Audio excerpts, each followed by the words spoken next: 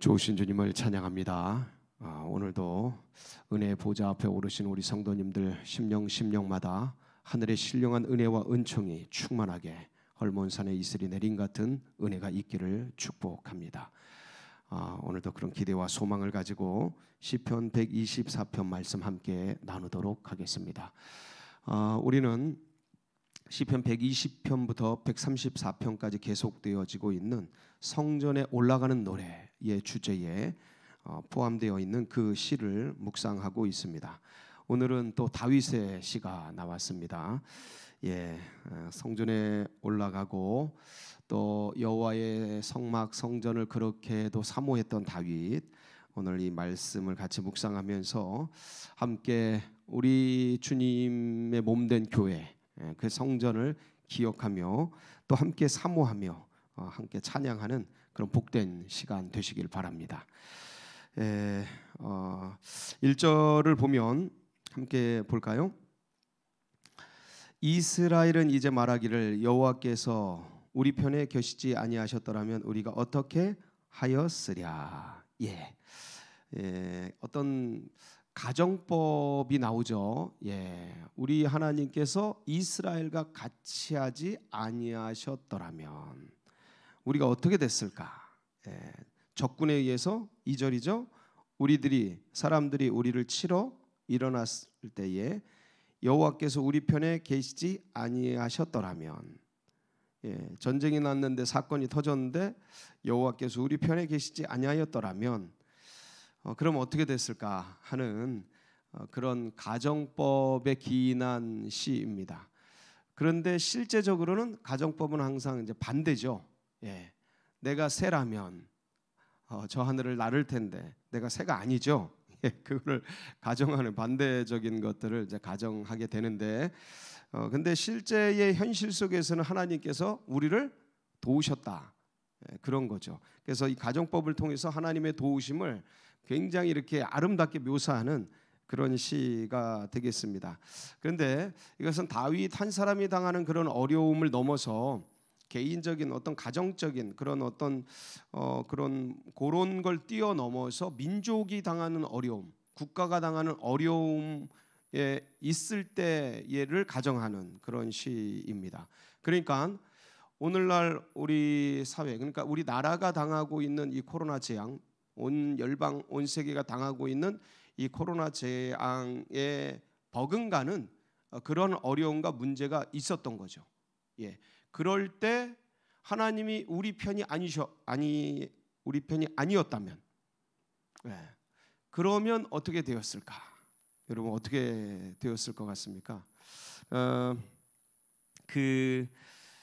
지금 우리 대한민국이 정말 큰 어려움, 또 세계가 큰 어려움 속에 있는데, 만약 하나님께서 우리 편에 계시지 않는다면 어떻게 될까요?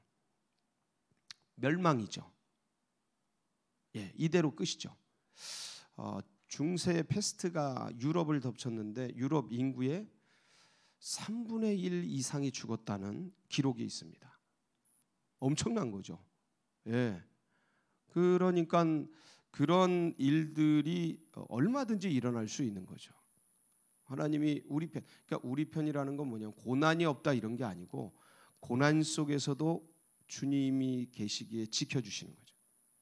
보호해 주시고, 사고와 문제 속에서도 그 사고와 문제가 없는 게 하나님의 자녀가 아니고요, 그 사고와 문제를 자양분 삼아 뛰어넘고 극복하고, 그게 우리의 어떤 영적 근육이 되고 에너지가 되고, 그게 디딤판이 되고 더 성장할 수 있는 모판이 될 수 있도록 바꾸어 주시는, 그러니까 고난을 축복이 되게 하는 거죠. 그렇게 주님이 계시기에 그게 가능한 거죠. 주님이 아니 계시면, 만약 내가 주님을 믿지 않았더라면, 내가 하나님을 몰랐더라면, 그걸 이겼으면 내 자아가 거대해졌겠죠. 교만해졌겠죠. 거기에 졌으면 나는 열등해졌겠죠. 침체하고 낙심에 빠졌겠죠. 인간은 이 둘 중에 하나의 길을 갔겠죠. 좌로든지 우로든지 흔들렸겠죠. 그런데 십자가로 말미암아 그리스도 예수께서 놀라운 길이요 진리요 생명의 문을 부활을 통해서 여시고 우리로 하여금 그 길로 초대하였기에, 그래서 우리는 좌로도 아니 우로도 아니고 십자가로 난 그 진리의 길을 걸을 수 있는 은혜의 길을 알게 된 거죠. 그 기회를 주신 거죠. 와, 은혜 위에 은혜가 임한 거죠. 그러니까 죽음과 아니면 영벌에 처해질 운명 속에 던져진 인생들에게 생명과 영생의 문을 여신, 그래서 우리에게 기회를 주신, 그러니까 존재는 무존재보다 값진 거라니까요. 늘 기회가 있으니까, 살아있는 동안은 기회가 있으니까 너무 감사하죠. 그래서 그 길을 갈 수 있는 복된 문을 여시고 우리로 하여금 그 기쁨과 소망 중에 진리의 길, 은혜의 길, 뭐 우리가 늘 진리에 살고 늘 은혜 속에 사는 건 아닙니다. 흔들리고 넘어지지만 그러나 그 길을 가죠. 그래서 놀라운 하나님께서 우리 편에 계신 이 은혜를 입게 되는 거죠. 근데 우리가 만약 주님을 몰랐다라면 우리는 좌로 빠지든지 우로 넘어지든지, 예?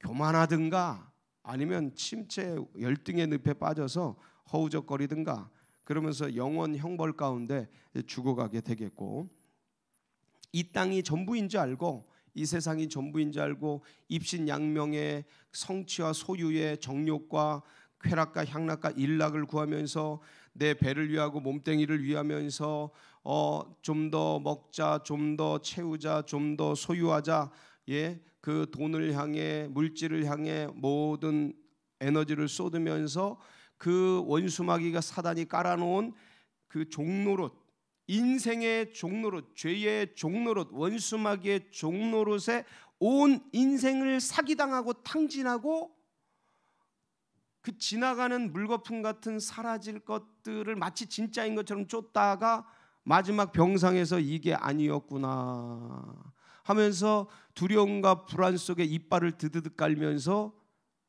그렇게 죽어가겠죠. 예외 없이 단 한 사람도. 근데 주님께서 이 길을 여셔서 영원한 생명의 문을 여셔서 이 길을 걸어갈 수 있는 행복을 주셨으니 주님이 우리 편인 게 할렐루야, 감사하죠. 고맙죠. 은혜죠. 그러니까 다윗은 그걸 아는 거예요. 그러니까 다윗은 늘 그걸 인식하고 생각하고, 그래서 참 물론 실수할 때도 있었지만 다시 회복하고 더 깊어지고 더 은혜 속에 들어가고, 하여간 주님이 우리 편이신 게 너무너무 감사합니다. 자, 근데 제가 질문 한번 드리겠습니다. 주님이 우리 편이 아니신 적이 언제 있었죠? 인생 속에서. 예. 제가 가끔 비유하는 그거 있잖아요. 해변길에 발자국이 쫙 둘이 났는데 내가 어렵고 힘들 때마다 발자국이 하나 났더라. 그래서 그 꿈을 깬 건지 하여간 꿈속에서 하나님, 내가 편안할 때는 같이 두 발자국이 두 개고 같이 다니면서 동행해 주셨으면서 내가 괴롭고 힘들 때 왜 나를 혼자 내버려 두셨습니까? 그랬다 그러지 않습니까? 그랬더니 주님이 그 발자국을 자세히 봐라. 그랬더니 발자국이 내 발자국이 아니고 누구 발자국이었어요? 주님 발자국이었다라는 거예요. 주님이 업어서 독수리 날개로 업어서 인도했다는 거 아닙니까?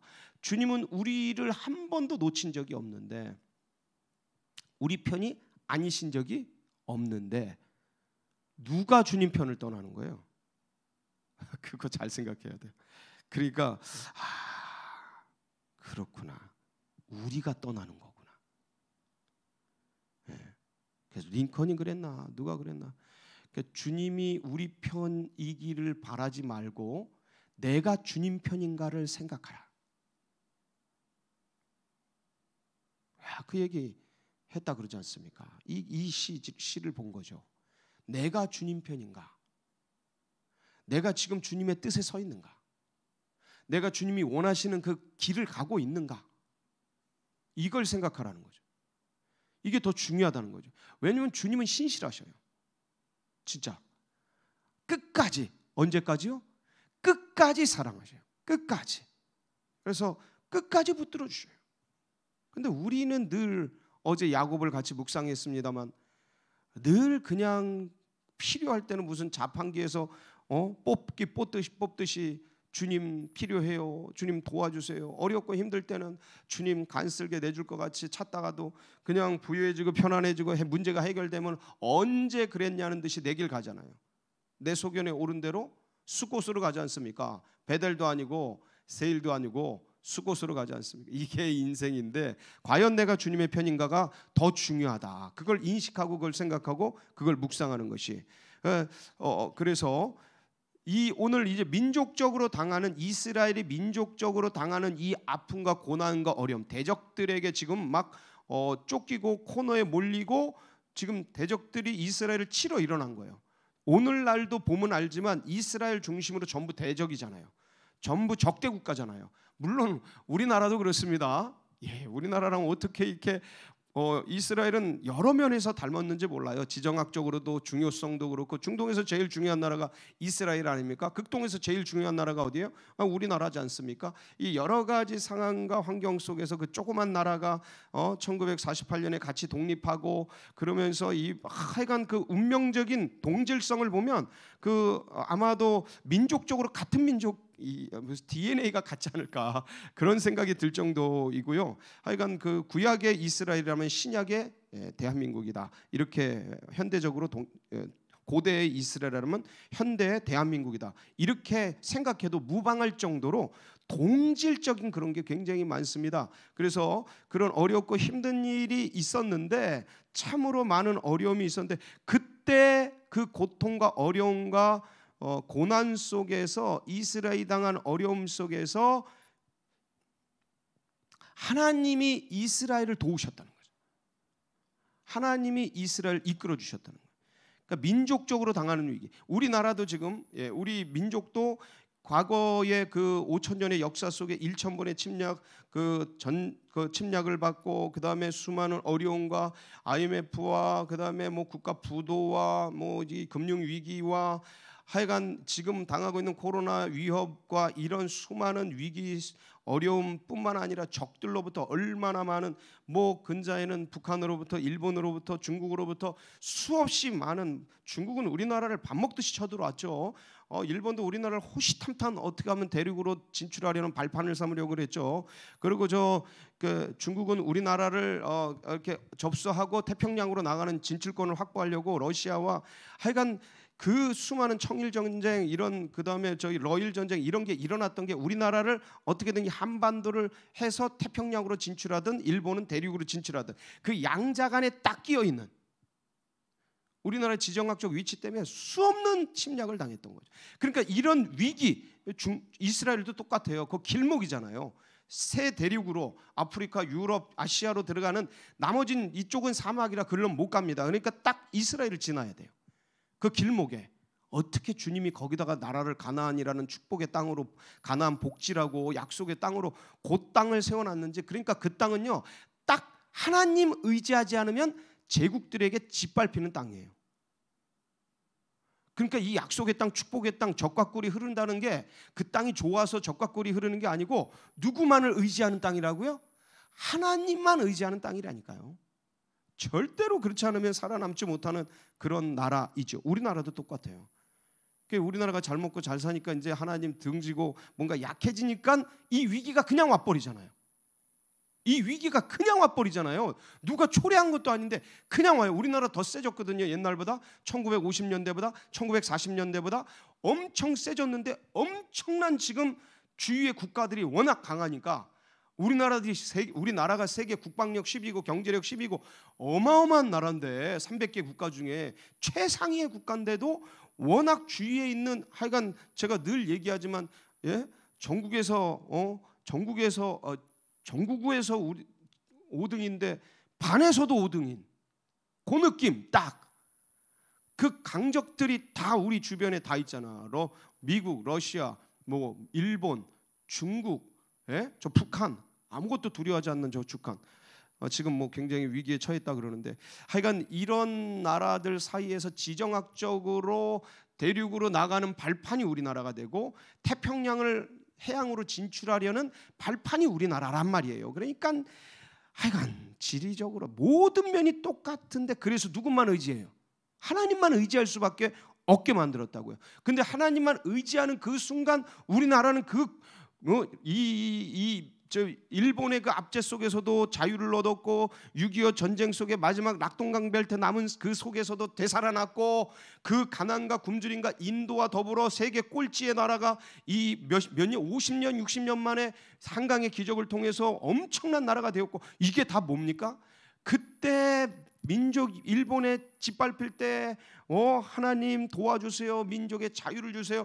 사냥꾼의 올무에서 새가 벗어난 같이 이 나라를 벗어나게 해주세요. 간절히 구하고 낙동강에서 이젠 공산주의의 세력화에 적화될 위기에 처했을 때 거기서 목숨 걸고 기도하며 가난과 굶주림 속에서 하나님 도와주세요.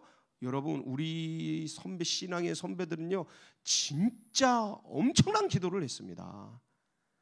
저희 세대는 그걸 보고 자라났어요. 그 인천이지만 완전히 시골 같은 그 우물 10개 있는 동네에서 그 언덕 위에 하얀 집 거기서 그 권사님들의 기도에 그 소리를 듣고 자라났어요. 얼마나 많은 기도를 쌓았는지 진짜 낙타 무릎들이 따로 없었대. 그런 그 공력 속에 그 영역 속에 이 민족이 탄생한 거죠. 이 민족이 부유해진 거죠. 그런데 그 영역과 능력들이 지금 어디로 갔습니까? 그러니까 이게 껍질은 커지고 마치 우리 아이들 등치는 커졌지만 그 알맹이 그 어떤 체력, 맷집 이런 게 약화되고 떨어지는 것처럼 우리 어릴 때 작았지만 얼마나 돌멩이 같았습니까? 단단하고 단단하고 그 맷집과 그 근력과 이런 게. 그런데 지금 애들 체육도 잘 안 시키잖아요. 뭐 운동장도 안 돌리고 어쨌든 그러한 것들 속에서 부유해지니까 하나님 편을 떠나버리면 무슨 문제가 돼요? 아니 모양은 있고 뭐 형태는 있지만 하나님을 중심으로 하는 그 에너지 밀도가 떨어지잖아요. 주님 중심으로 살려는 그 에너지 갈망, 그 힘, 야성, 믿음, 그 기독인의 그 어떤 전심 전력,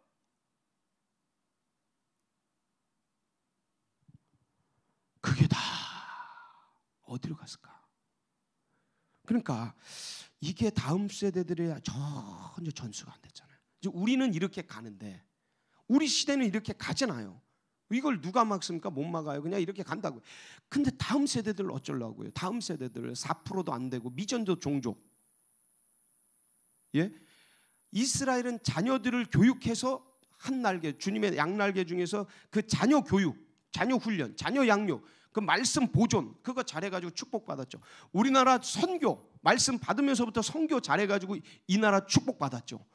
근데 자녀 교육을 안 하니까 이제 미전도 종족 됐다니까요. 통계적으로 우리가 마치 나무 밑둥 썩어가듯이 썩어가는 줄 모르고 등잔밑이 어둡다고 우리 자손들이 미전도 종족이 돼버린 거예요. 와, 우리는 우리끼리 있으면서 모르고. 그러니까 이제 우리가 뭐 해야 될지 딱 답이 나오죠. 선교는 세팅이 돼 있으니 물론 그것도 질적으로 전략적으로 잘해야 됩니다. 그것도 의식을 놓치지 말고 그렇다면 우리가 놓친 자녀, 다음 세대 여기다 에너지 쏟아 놓고 물질 쏟아 놓고 거기에 모든 생각과 집중을 해야 되죠. 그러면 누가 기뻐하셔요? 하나님이 기뻐하셔요. 그러니까 이 놓쳐진 것들, 이 동질적인 것들을 이스라엘이 가지고 있는데 이 이스라엘이 대적이 일어나서 하나님 앞에 간구하는 겁니다. 하나님 도와주세요. 하나님 대적들이 우리를 치려고 일어났습니다.